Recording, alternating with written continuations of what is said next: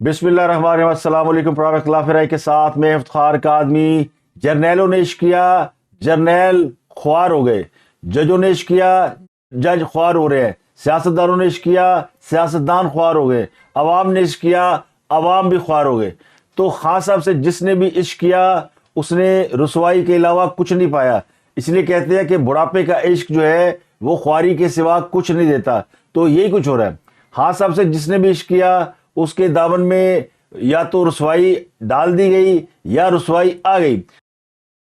تو chief justice عمر اتاب بندیال صاحب پاکستان کی تاریخ کے شاید ان ایک دو ججوں میں شامل ہیں جن کے بارے میں یہ متفقہ رائے پائی جاتی ہے کہ وہ گھر جائیں، اور شاید پہلے جج ہے جن کے خلاف سپریم کورٹ کے اندر سے یہ مطالبہ کیا جا رہا ہے۔ تو بات فل کورٹ سے اب کہیں آگے نکل گئی ہے۔ کل تک سپریم کورٹ کے 3 رکنی بینچ سے متاثرہ فریق جو ہے وہ یہ مطالبہ کر رہے تھے کہ فل کورٹ بنایا جائے، اس بینچ کو ہم نہیں مانتے۔ اب وہ بات کہیں اس سے آگے نکل گئی ہے اور بات چلی گئی ہے چیف جسٹس عمر اتاب بندیال کے استعفے کی جانب۔ اب ہوا کیا ہے؟ ہوا یہ کہ اطہر من اللہ جو کہ اسلام آباد ہائی کورٹ کے چیف جسٹس رہے ہیں اور حال ہی میں وہ پاکستان کی سپریم کورٹ کا حصہ بنے، انہوں نے ایک اختلافی نوٹ لکھا ہے، اور وہ یوں لگتا ہے کہ سپریم کورٹ کے اس پورے تناظر کے اندر ایک بہت بڑے آئینی بحران کے اندر نسیم شاہ ثابت ہوئے ہیں۔ فاسٹ بولر نسیم شاہ نے جس طرح افغانستان کے خلاف پاکستان کو میچ جیت کر دیا تھا، بالکل آخری اوور میں آ کے اس نے 1-2 چھکے مارے تھے، تو اطہر من اللہ نے وہی کام کیا ہے۔ اطہر من اللہ نے بالکل آخری اوور کی آخری بال پر آ کر ایک ایسی ہٹ ماری ہے کہ ابھی تک سب حیران اور پریشان ہے کہ ہوا کیا۔ تو پاکستان کی تاریخ میں جمعہ جو ہے ہمیشہ سیاستدانوں پہ بھاری رہا ہے، کبھی وہ حکومت کے لیے بھاری رہا، کبھی وہ اپوزیشن کے لیے بھاری رہا۔ تو جمعے کے حوالے سے ہمیشہ یہ خدشات خطرات سامنے آتے رہے کہ جب بھی عدالتیں یا عدالتوں کے حوالے سے جمعے کو کوئی فیصلہ آیا ہے وہ کوئی خیر کی خبر لے کر نہیں آیا۔ تو اب یہ پہلی بار ہوا ہے کہ یہ جمعہ پاکستان کی سپریم کورٹ پر بھاری پڑ گیا ہے اور پاکستان کے چیف جسٹس کے اوپر بھاری پڑ گیا ہے، جس کے بارے میں پہلی بار اب لوگ یہ نعرہ لگا رہے ہیں کہ گو چیف جسٹس گو۔ تو یہ نوبت اب یہاں تک آ پہنچی ہے۔ تو پنجاب اور خیبر پختونخوا میں انتخابات سے متعلق از خود نوٹس کیس میں سپریم کورٹ کے جج جسٹس اطہر من اللہ کا ایک اختلافی نوٹ جاری ہو گیا، جس کے بعد اس بات میں کوئی دو رائے نہیں رہ گئی کہ یہ فیصلہ 4-3 کی اکثریت سے مسترد ہوا تھا۔ تو معاملہ الیکشن کا نہیں ہے، نہ الیکشن کے شیڈول کا ہے، نہ الیکشن کی تاریخ کا ہے۔ معاملہ ہے چیف جسٹس کے کنڈکٹ کا اور سپریم کورٹ کے ججوں میں جاری اختلافات کا اور چیف جسٹس کے اوپر عدم اعتماد کا۔ تو چیف جسٹس کے خلاف جو اصل آواز اٹھ رہی ہے وہ ان کے گھر سے اٹھ رہی ہے۔ سابق چیف جسٹس افتخار چودھری کو بھی اس وقت کے پریزیڈنٹ جنرل مشرف نے استعفیٰ دینے کے لیے فورس کیا تھا، لیکن وہ ڈٹ گئے، انہوں نے استعفیٰ نہیں دیا، تو قوم ان کے ساتھ کھڑی ہوگی۔ اس لیے کھڑی ہوگی کہ تمام ججز جو ہے وہ افتخار چودھری کے ساتھ کھڑے تھے۔ افتخار چودھری بھی ایک روڈ اور اس طرح کے یعنی ڈکٹیٹرشپ والے چیف جسٹس سمجھے جاتے تھے، اور ان کے دور میں بھی جوڈیشل ایکٹیویزم بہت ہوا، لیکن ان کے ججوں میں کوئی اختلاف نہیں تھا۔ یہ پہلی بار ہوا ہے کہ چیف جسٹس جو ہے وہ 9 رکنی بینچ سے شروع ہوئے اور 3 رکنی بینچ کے فیصلے کو ہی اکثریتی فیصلہ ثابت کرنے پہ تل گئے۔ تو انجام کیا ہے؟ انجام پہ رسوائی کے سوا کچھ نہیں ہے۔ تو 25 صفحات پر مشتمل فیصلے میں اطہر من اللہ نے آج خود نوٹس کو اڑا کے رکھ دیا، اور انہوں نے صاف صاف لکھا کہ چیف جسٹس نے جھوٹ بول کر مس کنڈکٹ کیا ہے۔ تو اب یہ ہو گیا ہے، یعنی بات نکل گئی آگے، اور خان صاحب کے لیے یہ کوئی اچھی خبر نہیں ہے۔ تو ایک طرف آیا اطہر من اللہ کا فیصلہ اور دوسری طرف قومی سلامتی کمیٹی کا ایک اجلاس ہوا، اور اس اجلاس میں بڑے اہم فیصلے کیے گئے، بڑی ڈیپ مشاورت کی گئی۔ یہ 41واں اجلاس تھا قومی سلامتی کمیٹی کا، جس کا اعلامیہ جاری کر دیا گیا ہے، اور اس میٹنگ کے بعد ہی جسٹس اطہر من اللہ کا اختلافی نوٹ سامنے آتا ہے اور پھر پوری فضائی بدل جاتی ہے۔ تو میری بات کم از کم اس حوالے سے درست ہوئی کہ پاکستان کا جو قومی منظرنامہ ہے، جو سیاسی منظرنامہ ہے، وہ تبدیل ہونے کا وقت ہوا چاہتا ہے۔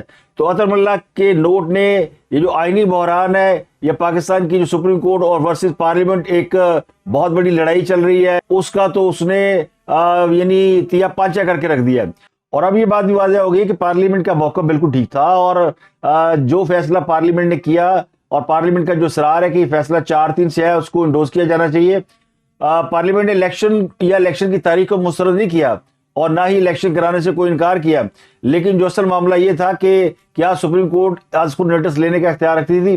اب یہ جو جھگڑا شروع ہوا تھا یہ آئین کے آرٹیکل 63A کے حوالے سے شروع ہوا تھا، جب پنجاب کے اندر ایک سو موٹو نوٹس لیا گیا اور یہ پنجاب حکومت کی تبدیلی کے حوالے سے لیا گیا تھا، اور 100 موٹو نوٹس کے تحت چودھری پرویز الہی کو پنجاب کا وزیر اعلیٰ بنا کر حکومت جو ہے وہ پی ٹی اے کی گود میں ڈال دی گئی تھی۔ تو آئین کے آرٹیکل 63A کی جس طرح تشریح کی گئی اس نے ججوں کے اندر بہت سے اختلافات پیدا کر دیے۔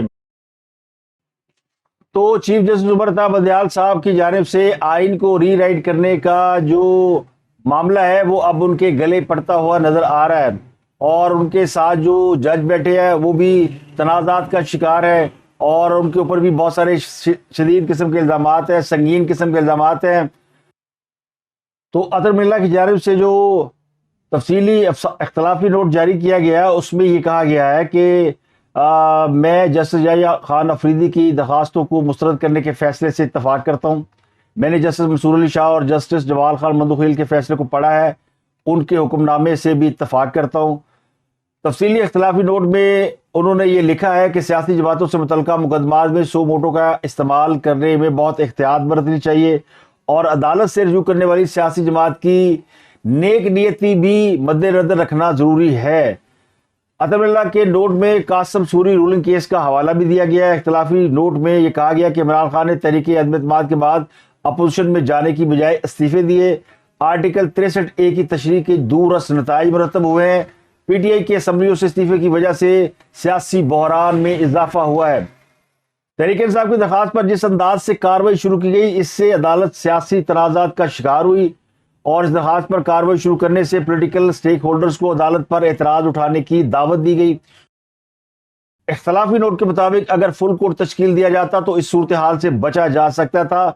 تفصیلی فیصلے میں انہوں نے یہ بھی لکھا کہ عدالتوں کا تلوار اور پیسے پر کوئی کنٹرول نہیں ہوتا، ججز اپنے فیصلوں میں غیر جانبداری اور شفافیت سے عزت کماتے ہیں۔ سیاسی نوعیت کے مقدمات میں عدالت کے انتظامی اور عدالتی اقدامات شفافیت پر مبنی ہونے چاہیے۔ کسی سیاسی فریق کو عدالتی عمل کی غیر جانبداری کی شفافیت پر شک نہیں ہونا چاہیے۔ جسٹس اطہر من اللہ نے اپنے اختلافی نوٹ میں لکھا ہے کہ تحریک انصاف نے استعفوں کی منظوری کے لیے پہلے عدالتوں سے رجوع کیا اور سیاسی حکمت عملی کے تحت استعفے دیے، لیکن استعفوں کی منظوری کے بعد تحریک انصاف پھر عدالت چلے گی، اور سیاسی حکمت عملی کے تحت صوبائی اسمبلیوں کی تحلیل پر بھی سوال اٹھتے ہیں۔ سوال اٹھایا گیا کہ کیا ایسی سیاسی حکمت عملی آئین اور جمہوریت کے تحت مطابقت رکھتی ہے؟ کیا یہ آئین کی خلاف ورزی نہیں؟ کیا سپریم کورٹ کو ایسی سیاسی حکمت عملی کو تقویت دینے کے لیے اپنا فورم استعمال کرنے کی اجازت دینی چاہیے؟ کیا عدالت کو غیر جمہوری اقدامات کی حوصلہ افزائی کرنی چاہیے؟ یہ بڑے اہم سوال ہیں جو کہ جسٹس اطہر من اللہ نے اپنے اختلافی نوٹ میں اٹھائے ہیں۔ یہ بھی انہوں نے سوال اٹھایا کہ کیا سپریم کورٹ کو تحریک انصاف کی فورم شاپنگ کا نوٹس نہیں لینا چاہیے تھا؟ کیا غیر جمہوری روایات کی حوصلہ افزائی سے عوام کا سپریم کورٹ پر اعتماد مجروح ہوگا؟ ایسا کر کے عدلیہ غیر ارادی طور پر پارلیمنٹ کو کمزور کرے گی۔ سیاسی فریقین کو پذیرائی دینے سے قبل ان کو نیک نیتی ثابت کرنا چاہیے، اور سیاسی جماعتوں کی جانب سے سیاسی تنازعات میں عدالت کو شامل کرنا ستم ظریفی ہے۔ سیاسی سٹیک ہولڈر کی جانب سے اپنائے جانے والا طرز عمل سنگین بحران پیدا کر دے گا اور سیاسی رہنماؤں کے درمیان طاقت کے حصول کے لیے کشمکش عوام کی فلاح اور معاشی حالت کو متاثر کر رہی ہے۔ فیصلے میں انہوں نے یہ بھی لکھا کہ 75 سال گزرنے کے باوجود بھی عوامی ادارے کمزور ہیں۔ سیاسی اور آئینی بحران کی وجہ سے ملک تباہی کے دہانے پر آ چکا ہے۔ جب سیاستدان متعلقہ فورم پر جانے کی بجائے عدالتوں میں مقدمہ لاتے ہیں تو درخواست دہندہ تو جیت جاتا ہے لیکن بالآخر عدالت ہار جاتی ہے۔ 27 فروری کو کمرہ میں ہونے والی مشاورت کا نتیجہ تھا کہ میں نے خود کو نہ بینچ سے علیحدہ کیا، نہ مجھے علیحدہ کرنے کی کوئی وجہ تھی۔ تفصیلی نوٹ میں یہ لکھ دینا کہ یہ فیصلہ 4-3 سے مسترد ہو چکا ہے۔ یہ چیف جسٹس کے اس فیصلے کے اوپر ایک مہر ثابت ہو رہا ہے، اور وہ جو فیصلہ کیا گیا تھا چیف جسٹس کی جانب سے یا 3 رکنی بینچ کی جانب سے، وہ تو مجھے لگتا ہے کہ وہ اب زمین بوس ہو گیا، اور اب حکومت نے بھی مطالبہ کر دیا کہ چیف جسٹس استعفیٰ دے، گھر جائیں۔ تو حکومت کی جانب سے بھی دباؤ بڑھ گیا ہے، اور جوڈیشری کے اندر سے بھی ان پر دباؤ جو ہے یقینی طور پر آئے گا۔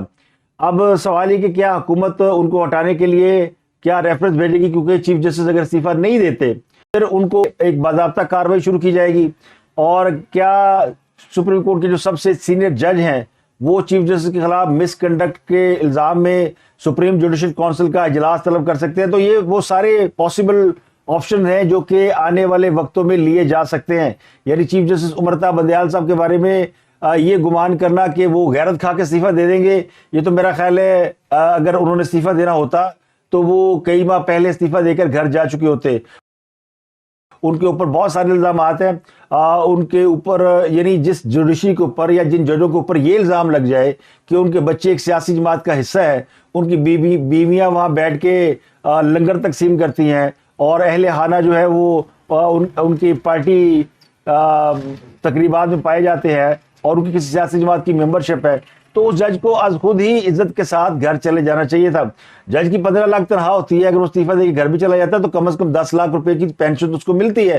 تو تنخواہ میں کوئی بہت زیادہ کٹ نہیں لگتا کہ جس سے بندہ یہ سمجھے کہ وہ بے روزگار ہو گیا.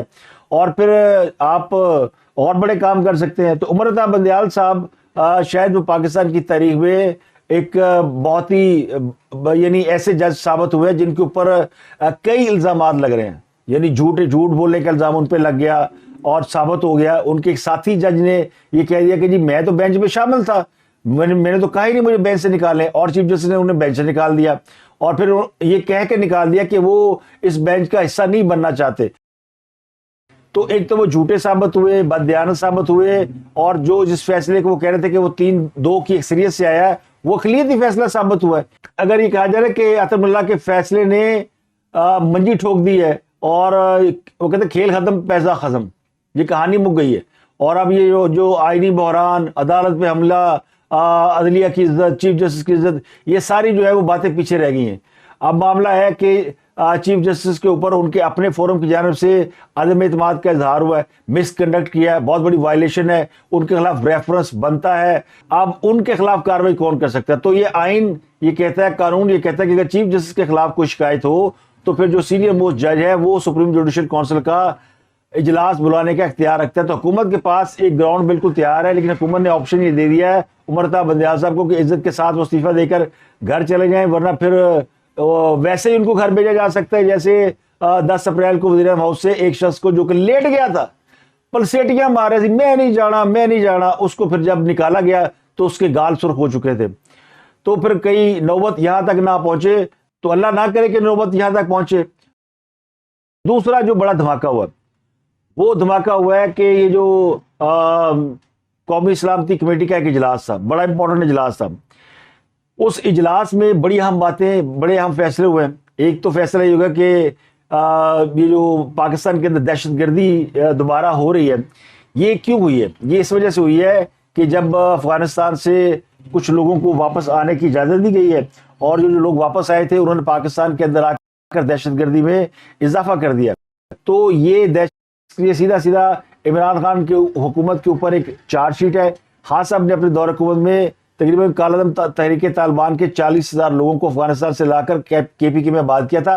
اس کی وجہ سے پاکستان دہشت گردی میں پھنس گیا. تو فیصلہ یہ کیا گیا ہے کہ ان دہشت گردوں کے خلاف آپریشن کیا جائے گا. تو یعنی اس خبر کے اندر جو اس کی میں تشریح کر کے اگر آپ کو بتاؤں تو وہ یہ کہ فوج جو ہے وہ اگلے چند دنوں میں دہشت گردی کے خلاف ایک بڑا آپریشن کرنے جا رہی ہے. تو جب ملک کی فوج دہشت گردی کے خلاف آپریشن میں مصروف کار ہو تو پھر کیڑے الیکشن ہوتے ہیں؟ پھر آپ فوج سے یہ مطالبہ کیسے کر سکتے ہیں کہ وہ الیکشن کی سیکورٹی کے فرائض جو ہے وہ انجام دے؟ تو یہ خاص طور کے لیے کوئی اچھی خبر نہیں ہے بلکہ بری خبر ہے. اجلاس کے اندر اس بات کے اوپر تشویش کا اظہار کیا گیا کہ قوم میں نفرت پھیلائی جا رہی ہے, قوم کو تقسیم کیا جا رہا ہے, اداروں کے اوپر ہیٹنگ ہو رہی ہے, اور یہ جو اداروں کے خلاف سازشیں کی جا رہی ہیں اس کا کاؤنٹر کرنا ضروری ہے. تو اس کے لیے ایک یعنی کمیٹی بنائی گئی ہے. تو جو ملک کی سلامتی کے لیے اداروں کے خلاف زہریلا پروپیگنڈا کیا جاتا ہے اس کو کاؤنٹر کرنے کے لیے باقاعدہ ایک کمیٹی بنا دی گئی ہے. تو یہ 2-3 بڑے اہم فیصلے سامنے آئے ہیں. ان میں الیکشن بھی ڈسکس ہوا ہے اور جو سپریم کورٹ کا فیصلہ تھا وہ بھی ڈسکس ہوا ہے. اس میٹنگ سے پہلے آرمی چیف سے ایک ملاقات 1-on-1 بھی ہوئی ہے شہباز شریف کی, اور اس میں بھی کچھ اہم جو ہے سٹیپس لیے گئے ہیں. تو یہ دونوں خبریں عمران خان کے لیے تو اچھی نہیں ہے. جمعے کا دن خاص سب کے لیے بہت بھاری ثابت ہوا ہے. ان کی خواہش یہ تھی کہ فوج جو ہے وہ الیکشن کے حوالے سے اعلامیہ جاری کرے کہ سپریم کورٹ کے فیصلے کو عمل درآمد کیا جائے گا، لیکن اسلامیہ میں کوئی ایسی بات شامل نہیں کی گئی جس سے یہ تاثر ملتا ہو کہ فوج جو ہے وہ سپریم کورٹ کے فیصلے پہ عمل کرے گی نہیں کرے گی، حکومت کرے گی نہیں کرے گی۔ تو یہ بڑا یعنی اس کو بڑا ٹیکنیکلی ڈیل کیا گیا، اور یعنی کہتے ہیں نا کہ سانپ بھی مر جائے اور لاٹھی بھی نہ ٹوٹے۔ فوج نے جب آپریشن میں بزی ہو جانا ہے اور فوج کی پوری ایک فورس جو ہے وہ دہشت گردوں کی سرکوبی پہ لگی ہوگی، اور یہ ایریا احاطہ بھی یعنی طے کر لیا گیا ہے کہ یہ وہ تمام لوگ ہیں جو کہ افغانستان سے پاکستان آ کر آباد ہوئے، اور یہ بھی کہا گیا جی کہ ان کے ساتھ جو مذاکرات کی کوشش ہے وہ قوم کی امنگوں کے منافی ہے، یعنی قوم نہیں چاہتی کہ ان کے ساتھ مذاکرات کرے، ان کے ساتھ ویسے سلوک کیا جائے جو کہ نواز شریف کے دور میں دہشت گردوں کے خلاف کیا گیا تھا اور ان کو جڑ سے اٹھا کر یعنی پھینک دیا گیا تھا۔ اسی وجہ سے لوگ پاکستان سے چلے گئے تھے، اور عمران خان کے دور حکومت میں یہ واپس آئے۔ تو فوج کی جانب سے اس بات کو انڈوز کرنا کہ جو دہشت گردی ملک میں بڑی ہے، یہ بھی خان صاحب کے ایک غلط فیصلے کی وجہ سے بڑی ہے، یہ ان کے اوپر ایک اور نئی چارج شیٹ ہے جو کہ اسٹیبلشمنٹ کی جانب سے لگائی گئی ہے۔ اس سے پہلے جو لوگ باتیں کرتے تھے وہ اسے پولیٹیکل سٹیٹمنٹ سمجھا جاتا ہے، یا سمجھا جاتا ہے کہ شاید سیاسی مخاصمت کی وجہ سے ایسی بات کی جاتی ہے، لیکن اب تو اس کے اوپر کہتے ہیں نا ٹھپا لگ گیا، اور ٹھپا لگ گیا کہ جناب ملک میں جو معاشی بحران ہے وہ خان صاحب کی وجہ سے، ملک میں جو آئینی بحران ہے وہ خان صاحب کی وجہ سے، ملک میں جو دہشت گردی یا امن و امان کا بحران ہے وہ بھی خان صاحب کی وجہ سے۔ تو خان جو ہے وہ ایکچولی بحران خان ہے۔ خان صاحب کی محبت، خان صاحب سے کوئی محبت کرے، خان صاحب سے کوئی نفرت کرے، اس کا نتیجہ جو ہے وہ بحرانوں کے سوا اور کچھ نہیں ہے۔ تو پاکستان میں جو نہری نظام ہے، نہریں ہیں نا، ان کے حوالے سے ایک بڑی مت ہے۔ آپ کسی بھی علاقے میں چلے جائیں، وہاں کے لوگ یہ کہیں گے جی اے نہر ہر سال ایک بندہ لے لیندی ہے۔ تو عمران خان صاحب جو ہے وہ ہر 2-4 ہفتے بعد کسی نہ کسی بڑے آدمی کو لے ڈوبتے ہیں، اور جنرل باجوہ نے کہا نا کہ خان صاحب کی وجہ سے ہم نے 4 جرنیل جو ہیں انہوں نے بہت قربانی دی، یعنی انہوں نے آلموسٹ اپنا کیریئر قربان کر دیا۔ تو اب وہ بات جرنیلوں سے آگے نکل کر ججوں تک آ پہنچی ہے، تو لگتا ہی ہو کہ 3 جج جو ہے وہ عمران خان صاحب کی محبت میں قربان ہونے جا رہے ہیں۔ تو اب تک کے لیے اتنا ہی، آپ سے ملاقات ہوتی ہے اگلے ولاگ میں۔ اپنا گرد و نواح کا لوگ بہت خیال رکھیے۔